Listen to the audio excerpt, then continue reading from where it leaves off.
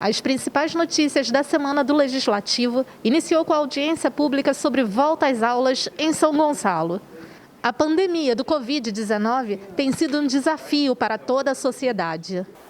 A audiência pública foi presidida pelo vereador Felipe Guarani, do PRTB, presidente da Comissão de Educação da Câmara, e formada pelos vereadores professor Josemar, do PSOL, e Bruno Porto, do Cidadania, membros da comissão. O nosso objetivo é estabelecer um diálogo entre o Legislativo, entre o Executivo e entre a população gonçalense, que tem muitas dúvidas ainda sobre a questão da volta às aulas. A audiência contou com a presença da secretária de Educação, Lícia Damasceno, a subsecretária de Educação, Aline De Villarte, o subsecretário executivo, Maurício Nascimento, além de Maria do Nascimento, do Sindicato Estadual dos Profissionais de Educação, o CEP, e Gabriel Figueiredo, pelo Sindicato das Escolas Particulares, SINEP. Na abertura dos trabalhos, a secretária de Educação de São Gonçalo, Lícia Damasceno, garantiu que o município tomou todas as providências necessárias para garantir um retorno seguro às escolas da rede pública de ensino. O que eu tenho a destacar é que, devido a esse plano de contingência que a gente tem, e de escalonamento e revezamento, nós podemos garantir que as escolas, neste momento, não estão sendo pontos de aglomeração.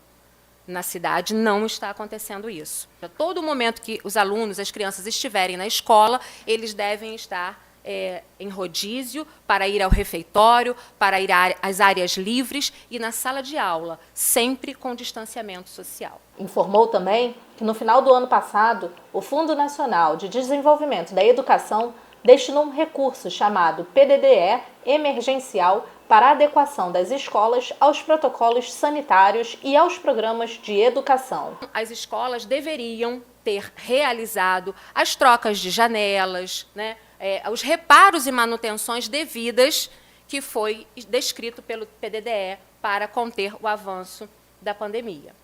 As escolas que não realizaram, quando nós chegamos este ano no governo, nós fizemos toda uma vistoria, fizemos um plano de ação junto com a Subsecretaria de Infraestrutura e fomos até as escolas observar em loco a necessidade de cada uma dessa escola.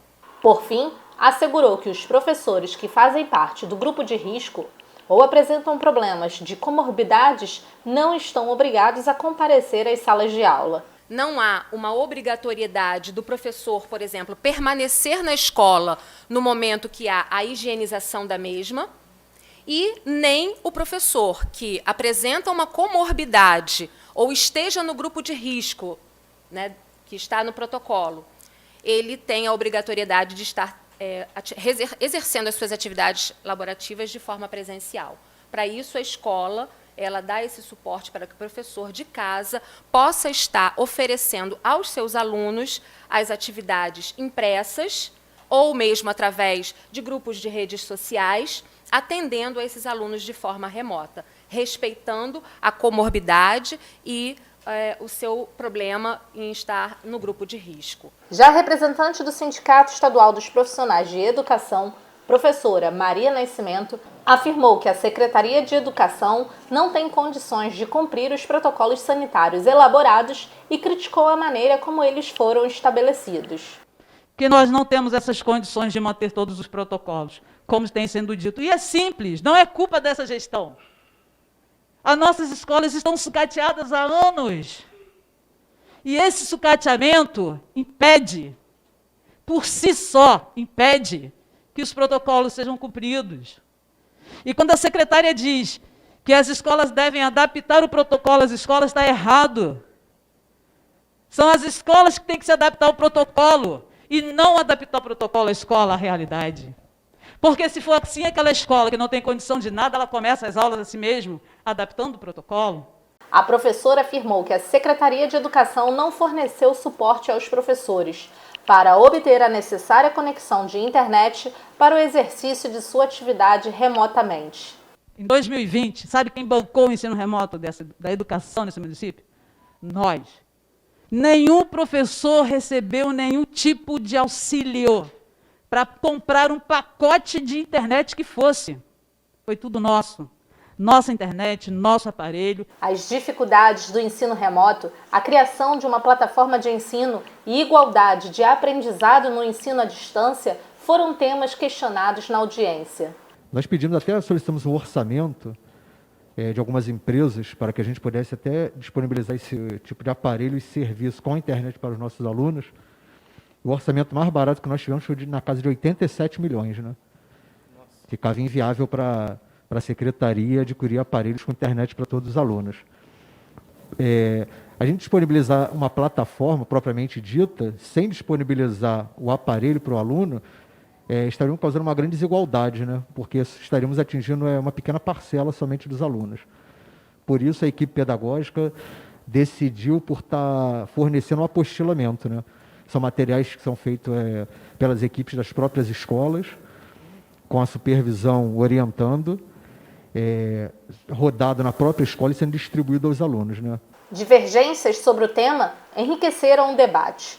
O presidente da Comissão Permanente de Educação, vereador Felipe Guarani, do PRTB, defendeu a reabertura das escolas e o retorno das aulas presenciais. Se as crianças estivessem dentro de casa, os profissionais de educação, todos estivessem fazendo o lockdown, respeitando as regras, eu estaria aqui defendendo veementemente o não retorno às aulas. Agora, a escola não pode ser a primeira a fechar e a última a abrir, pô. Não pode. Nós sabemos das consequências que a não educação traz, e eu anotei algumas, que as crianças estão sofrendo. Está aqui, não é pela direita, não é pela esquerda, não é pelo sindicato, não é pelos professores da rede pública ou privada, mas são por mais de 100 mil crianças das redes públicas e privadas. Estamos falando de problemas do tipo evasão escolar, déficit educacional, as revisões. Eu estive visitando algumas escolas e tem professores dizendo que vão ter que fazer revisão, secretária, durante 1, 2, 3 meses, para tentar entender qual o nível de déficit educacional que o aluno está tendo. Abuso familiar, maus tratos, uso de drogas, porque nós temos o EJA, e quando aquele adolescente não vai para a escola, você acaba facilitando certas situações, e, entre outras, desigualdade, até desigualdade. Porque a gente precisa das creches abertas, tivemos uma audiência pública aqui sobre as creches. Vamos fechar as creches? Como é que vai ser essa situação? Então, eu coloco esses posicionamentos, vereador Cici, não com o pensamento de multiplicar a pandemia, mas o que está multiplicando a pandemia não é a escola. Já o vereador, o professor Josemar do PSOL, afirmou que as escolas da rede municipal não estão adequadamente preparadas para o retorno das aulas presenciais. Quando nós aqui colocamos que não há o retorno das escolas, nós reconhecemos que faltam condições. Essa casa aqui de vereadores entrou num processo correto de não ter abertura ao público, que mostra uma real necessidade. Aqui trabalham adultos, trabalham pessoas que têm, né, alguma indicação e logo uma formação, diferente de uma escola, onde você tem o passo que é o educar. Então, esta casa, antes de qualquer coisa, tem que reconhecer, ao assumir que corre risco de vida, os profissionais que aqui estão, ela tem que reconhecer que os profissionais lá da ponta também correm riscos de vida. Nós estaremos acompanhando e fiscalizando os protocolos escolares a serem realizados nas escolas. Com o atual cenário da pandemia, o vereador Cici Maldonado, do PL, defendeu a paralisação das aulas. Nós sabemos que hoje a situação complicou muito mais. E eu, secretário, sabe que eu sou a favor do retorno às aulas, sou contra o fechamento dos comércios, mas nós temos que tomar algumas medidas. O quadro de hoje, né, é diferente. É diferente. E eu tenho certeza que todos aqui querem o melhor para nossas crianças, para as famílias e para o próximo. O líder do governo, o vereador Jalmir Júnior, do PRTB, é a favor ao retorno das atividades presenciais. Eu já disse que sou a favor, obviamente, da reabertura das escolas. Acho, obviamente, que o vereador Nelsinho que tem que, com certeza, cumprir todos de forma firme todos os protocolos sanitários, isso é evidente, mas que sou daquela corrente de que quanto mais essas crianças estiverem fora da escola, mais isso é prejudicial para a saúde mental dessas crianças. Contra o retorno das aulas presenciais sem a imunização dos profissionais de educação, a vereadora Priscila Canedo, do PT, aproveitou a audiência para reforçar e pedir apoio aos vereadores no seu projeto de lei. Eu queria que encaminhar ao professor Guarani, que fosse encaminhado aqui, o projeto de lei que eu apresentei, o número 006/2021, que inclusive também tem como coautoria o professor Josemar, o professor Felipe Guarani, Pablo da Água, Glauber Poubel, Juan Oliveira e Romário Regis, pela inclusão dos profissionais de educação na prioridade para a imunização por meio da vacina contra a Covid, o novo coronavírus. Então, eu queria pedir que o Guarani nos ajudasse, colocasse nesse encaminhamento a agilização disso, como fosse votado em urgência, tá? A gente entende que ainda não tem vacinas, está chegando, mas quando chegar, ela tem que ter, o profissional de educação tem que saber que ele é prioridade. O vereador Bruno Porto, do Cidadania, e o vereador Jorge Mariola, do Podemos, ao fazerem uso da tribuna, também manifestaram as suas opiniões. A questão social é muito impactante na comunidade do Salgueiro, Itaoca, Itaúna. A gente tem as pessoas, os alunos, eles querem voltar pela questão da merenda em especial, porque a gente sabe que a população é muito pobre, principalmente naquela área do 1º distrito. Então, isso a gente também tem que considerar. Temos que considerar que os pais precisam trabalhar e não tem onde deixar suas crianças. Eu acho que o aluno, dentro da sala de aula, ele está mais protegido do que fora e na própria casa dele, por falta até de conhecimento da própria família e da dificuldade que eles têm para segurar, às vezes, 4 crianças dentro de casa. E se essa criança não está dentro de casa, vai para a rua. E, de qualquer jeito, ela aglomera de alguma maneira. Também prestigiaram a audiência pública os vereadores Nelsinho, do Avante, e o pastor Claudinei, do PRB. A sessão ordinária do dia 24 de março iniciou com a votação sobre a emenda à Lei Orgânica Municipal que limita a reeleição de um mesmo vereador ao cargo de presidente da Câmara. Na primeira votação, ocorrida no dia 9 de março, ela foi aprovada por unanimidade com 23 votos. Em segunda votação, foi aprovada com 25 votos a favor e 1 contrário. Estou te dando os parabéns. Acho de vital importância, é um exercício democrático e a alternância de poder ela é muito benéfica e muito salutar. Por unanimidade, a Câmara Municipal aprovou na sessão do dia 24 de março o projeto de resolução número 012/2021, que instituiu a Comissão Permanente de Defesa Civil. O autor da proposta, o vereador Glauber Poubel, do PSD, presidirá a nova comissão, que tem como objetivo sugerir, orientar e fiscalizar as ações preventivas aos desastres naturais ou tragédias ambientais provocadas pelo homem. Muito importante a criação dessa comissão. A gente vai trabalhar aí diuturnamente, vereador Romário, para a gente realizar um bom trabalho mediante a criação desse projeto. A Câmara de São Gonçalo aprovou de maneira unânime a mensagem para a cidade aderir ao consórcio público da Frente Nacional de Prefeitos para a compra de vacinas. Eu estou feliz de estar vindo aqui na tribuna agora, porque essa luta para que o município assinasse o consórcio de vacinação e mandasse essa mensagem para casa está sendo travada por mim, pelo professor Josemar e pela Priscila desde janeiro.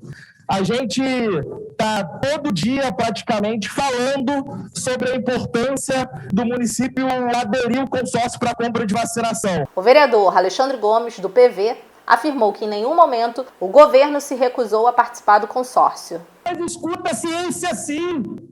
Em nenhum momento o governo agiu de forma irresponsável. Forma irresponsável seria se assinasse de forma precipitada um consórcio e não desse garantias orçamentárias. O vereador professor Felipe Guarani, do PRTB, subiu à tribuna para avaliar o atual cenário de São Gonçalo. Você ter se inscrito no dia 3, no dia 10, no dia 15, no dia 18, no dia 22, fala para mim, qual foi a diferença que fez na vida dos brasileiros? Então, para a gente esclarecer a população, o que significa a inscrição no dia 3 ou no dia 17. A gente precisa esclarecer isso. E já que foi falada a questão da proporcionalidade, né, São Gonçalo tem 1.100.000 habitantes. Maricá, não, estou pegando os dados porque eu peguei do IBGE de 2010, que aí fica todo mundo por igual. São Gonçalo, 1.100.000 habitantes. Maricá, 130.000 habitantes. Niterói, 500.000 habitantes. Mortos em Niterói, 899. Mortos em Maricá, 264. Mortos em São Gonçalo, 1.543. Faz a proporcionalidade, que vai dar 0,18% de mortos em Niterói, 0,2% de mortos em Maricá e 0,14% de mortos em São Gonçalo. Se alguém tem que olhar para algum município, é Maricá e Niterói que tem que olhar para São Gonçalo. A mensagem de número 005 do Gabinete do Prefeito estabelece regras de regime próprio de previdência social do município de São Gonçalo, de acordo com a Emenda Constitucional 103 de 2019. Ela foi aprovada por 23 votos a favor e 3 contra em primeira votação no dia 11 de março. Na sessão do dia 24 de março, ela foi aprovada em segunda votação por 22 votos a favor e 3 contra. Para o vereador professor Josemar do PSOL, essa mensagem teria que ser discutida com os sindicatos e com a sociedade. Pensar não previdência como despesa, não pensar a gestão pública e o servidor como despesa. Nós temos que pensar a valorização do servidor como algo que vai à ponta, que se coloca como aquele que presta o serviço lá na ponta e que tem que ter a garantia da sua qualidade como algo funcional. Para o vereador Alexandre Gomes, do PV, essa mensagem tem o intuito de normatizar a legislação municipal com a legislação federal. Nós precisamos reformular a legislação do município para que a administração pública possa avaliar, professor Josemar, cada caso com a sua aposentadoria e o seu benefício.